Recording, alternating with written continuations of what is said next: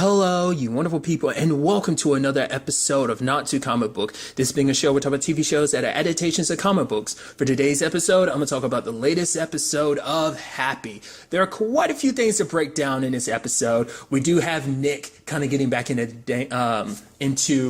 the burglary game. Well, doing bad stuff thing, but it's like, hey, breaking and entering wasn't on the list because the dick only has 9 fingers. Like, oh, I'm trying to be sensitive to your situation.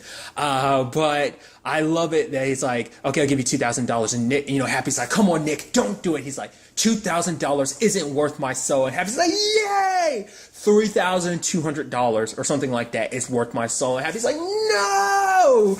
And I love it when, Nick goes to break into the place, and Happy's like, well, what if the people come back and they're like, no, that's my stuff. Where's my stuff going? And then Nick is like, the fact of the matter is, I've had a mother, a wife, and a conscience. I don't want to go through that again. I don't want what's between us to be like that. I want us to be partners, a silent partner who is there when I need him and goes away when I don't. And it's like, because I'm doing this all, it's a benefit for both of us. And Happy's like, oh, I'm sure it's for my sake. And he's like, hey, look at you. You're growing already. You got sarcasm. He's like, I did sarcasm? I love that. And then when they walk in, there's a statue of a dude with a huge junk. It's like, Happy's like, holy shit. Holy jeepers. And he's like, I wonder, it's gotta be tough, lugging that thing around. And Nick is like, well, I know all about that. And he's like, really, Nick? Come on. I've seen it. And so it turns out that, this actress, Bibi, which that actress who plays her looks so familiar. I feel like I just can't quite place her.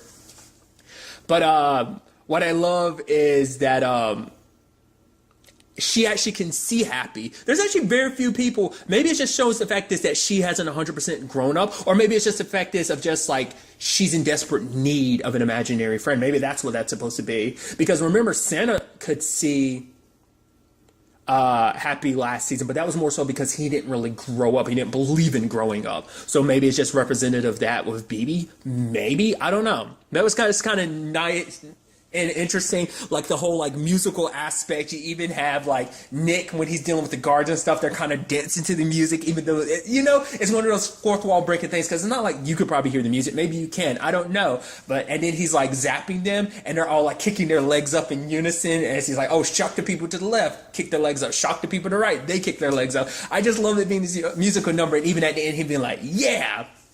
Hands down, one of my favorite lines from the episode, just because I love inside jokes, is him looking out the window and just seeing all that, Sunny Shine has. And he's just like, I should have been a TV detective. I was like, dude, shut up. I love it. I love inside jokes like that. They get me the most. Obviously, if you don't know, because maybe there's someone who's watching this that doesn't know, Christopher Maloney, the actor who plays Nick, for a long time played a TV detective on Law & Order SVU. He played Stapler for 10 or 11 years. I think he ended up leaving the show in 2010 or 11. So the show started in 99. So it was 10 or 11 years. But nevertheless, I just love that as being a little bit of a, hey, quick joke and stuff like that. But I also love that Nick spent time breaking off Sunny Shine's penis. And one of the guards busts in and is like, hey, let go of Mr. Shine's penis. And he's like, guys, I can explain everything. So...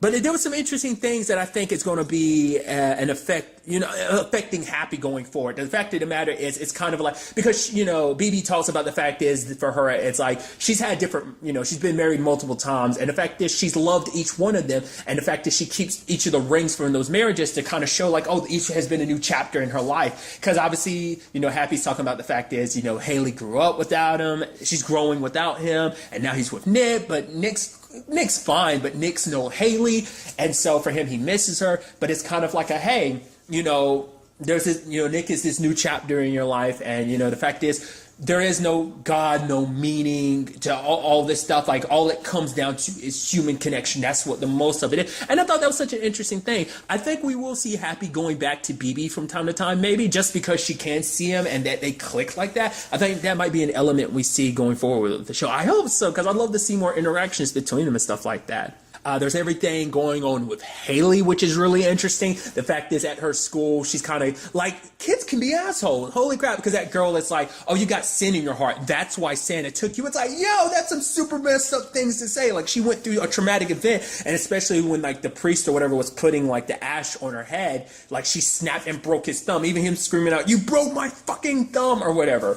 And then later on, that same kid, she's being an asshole and being like, oh, like passing over a note that has a drawing of Haley and Santa from last season kissing. And it's like, that's some morbid, messed up stuff. And then there was even that, really quickly, that nun that gave her the passage. And Haley's like reading it. And it's like, oh, some dude cut off his foreskin and put it at Moses' feet. She's like, no, that's not what I meant for you to read. But the bully and everything got everyone in the class to start singing Jingle Bell, knowing it would piss Haley off. And so Haley was like, you know what? Meet me under the bleachers at 5. I'm like, yo, you almost have her kind of being like, you know, almost kind of like a bully in that regard. So it's her trying to fight back against her bully. They meet under the bleachers. She was literally reading like the Sun Tzu's The Art of War. That was interesting. And that, once again, showing you how messed up the show is. A little girl that was beating up on Haley under the bleachers like that was like, I'm a F you too, you love me? It's like, what kind of kid says some shit like that? Just shows you how fucked up the world of Happy is. That's crazy that came out of a kid's mouth. That's disturbing. And then on top of that, like, you have Smoothie showing up to save Haley, and I think Haley even associated this because he's like, oh, you're lucky. I mean, to be fair, like the nun talked about the fact that there's someone out there looking out for you, protecting you. Obviously, she meant like either Jesus or God, but then like there's Smoothie there protecting her. So that's going to cause like, because I had brought up before, like I feel like this has to deal with Nick. I think this is his ultimate revenge of like getting close to Haley. I don't know, maybe he's twisted because it's like Haley's the one kid that always continuously stood up to him, and then like, you know, I don't know. Maybe it's some sick twisted thing inside of his brain of like he wants to look after her because she's special, you know. It's like because she's such an outsider, maybe that he kind of clicks with that, or maybe this is some long-seated revenge against Amanda and Nick is kind of what I was guessing for. I don't know what that is, but now she's probably going to think like, oh, she's lucky. Like, obviously she's terrified of Smoothie because she remembers him. But then also that little girl, I don't know if she's dead or not. She might be. The bleachers closed and we heard kind of a... So I don't know. Maybe she's super messed up. I mean, usually with things like that, you kind of assume like straight up dead. Just because when it comes to that type of thing, I think of the movie The Faculty. If you haven't seen the movie, like there's a situation kind of similar to that. It's a whole thing. It's not the exact same situation, but it's a similar circumstance. So I'm like, I don't think that little girl's alive, which is like, that's even more morbid, but wow. But I'm curious, because obviously Haley's still in that situation where she's not talking to Nick because Nick's not explaining everything to you. He's like, if you want to, we can talk. And she's like, oh, like you in a bar mitzvah? He's like, good point. Then lo and behold, it turns out there's a lot going down. One, it turns out Blue is still alive, because I figured as much. The thing inside of him ended up killing everyone. Not surprised there. I figured that was going to happen. Obviously, Blue doesn't remember. What's also interesting, too, it seems like that thing inside of Blue doesn't want to go anywhere. It wants to stay in prison. I don't know why. Maybe because it feels like it's waiting for its opportunity or something, because it's like, we're not going anywhere. And obviously, Blue kind of snaps and ends up, I would assume, killing the nurse, because he saw it manifest itself as taking over the nurse's body, kind of looking like him in his head or whatever. I also love that Mary showed up, because the guy was like, hey, your niece is here. I was like, wait, he has a niece? I was like, oh my God, this is going to be a twist on it. Like, the fact is, there is more family out there. I thought there wasn't any family after his sister. I thought that was the whole point. But it's like, no, it turns out to be Mary. And she's there. She's like, hey, Uncle Blue showing up looking all smug. I love it. And it turns out, yeah, there's no FBI deal for you because your lawyer turned on you. Now Sonny Sean's going to be coming after you like he already did. So, hey, I can be the one to help you. Also turns out that Meredith is the one that sent LeDick. It's LeDuc, right? I forgot how you actually pronounce it, just because Nick always says LeDick. So I'm just going to refer to him as that, just because I keep forgetting how to actually properly pronounce his name, just because that's how Nick always says it. But turns out she's the one that hired him to get Nick hired to do, because the whole point was to rob the place of those tapes. And Nick is like, and I love that though, because Meredith is like, you want to take him down as much as I do deep down. He's like, no, I want to rip him apart. The fact of the matter is what he did to Haley. And for him, it's like, that was like his main motivation. But it's like, you know what? I'm a family man now, but Meredith is like, I'm so close, Nick. And I love that even Happy still kind of looks at like Meredith in a certain light and stuff like that, because he still doesn't believe this whole Sunny Shine situation about it. It's like, oh, there's no way he could be this terrible person. So lo and behold, at the school, they check out the tapes for the blackmail, and lo and behold, it turns out to be sex tapes. Because I love Happy talking with some imaginary friends there, being like, why are there so few imaginary friends here? At Haley's school, there were a whole bunch. It's like, well, all the bullying and the internet makes a lot of the kids grow up fast. The moment the kids were there watching the sex tape, the moment it started, their imaginary friends like blinked out of existence. It's like, oh, that's super messed up. You would think you'd go somewhere else where there weren't kids around to watch that, but okay. And which makes that whole situation even more twisted, because later on it's like, yeah, the blackmail does exist on this tape. It wasn't just bad intel Mary got, so there is truth to it. But the messed up thing is that Sunny Shine literally puts blackmail evidence on the same tapes he films his sex tapes. Or is that him, like, or is it another way of looking at it where it's like, oh, he recorded over his blackmail in some cases with his sex tapes? I don't know. Or maybe it's supposed to cover it, so in case anyone does find him, it's like, oh no, it's just my sex tapes. Maybe that's what it's supposed to be. I don't know. Either way, that's super messed up that your sex tape and your blackmail are on the same tape. That's okay. But also the whole situation of like, also weird because Nick like trying to get off to it, but he has to put his hand up to cover up Sunny Shine because he's so pissed that Sunny Shine is so hung or whatever. The things you get caught up on. It's like he hates the dude for what he did to Haley, but also because he has huge junk. It's hard to honestly say which one Nick prioritizes more. Because I even love him being like at Meredith's and being like, yeah, this is the best crazy person's room I've ever seen, Meredith. Because it seems like she's a little off a rocker, literally an entire room dedicated. It's not like she just got like a board connecting everything. It's like she literally has an entire room with red strings everywhere she gets pissed. Like, no, you idiot. You know how long it took me to like get that together and stuff like that? It's like, wow.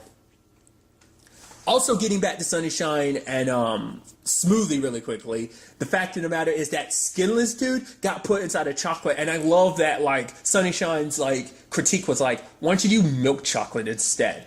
That's an interesting thing. And then like, you know, it's like, oh yeah, that bunny eye of yours, how do I get one? I love one. He's like, I'm just messing with you. No, I don't want one, because, you know, Smoothie is like, oh, I'm going to take some personal time. It's like, but Smoothie, you don't have a personal life. That's what makes you so special and so good at what you do. So that was just kind of an interesting thing. Like I said, I'm still so curious why he picked this as kind of his side thing. And then another thing to kind of talk about is Amanda's situation. She's really in some PTSD stuff. And she said something in this episode I thought was kind of interesting. Basically, it seems like she's getting flashes, not just of what we saw her see last season, but it also seems like there was something else. Because for her, it's almost like she's snapping because she saw something her brain, she herself can't quite comprehend. And it seems like it's creeping to the surface of her brain trying to understand it. And it's starting to make her act crazy because like she's like at one moment she's crying of like, oh, everything I'm going through. And then the next moment she's like stoic and just being like, oh yeah, can I take this candy? And she walks away. She starts shoving a whole bunch of candy and chocolate in her mouth and ends up throwing up from it. And it's like, okay, so what's going on with Amanda? Obviously, it's so interesting too because like the only people who walked away from season 1 being okay is Nick, because even Happy's not the same person that he was. Like Nick is the only person that's somewhat the same. You can make the argument he literally kind of grew because of season 1, but everyone else kind of walked away from season 1 a little twisted and more messed up in some form. I feel like Sunny Shine kind of is on the same level, so there's that.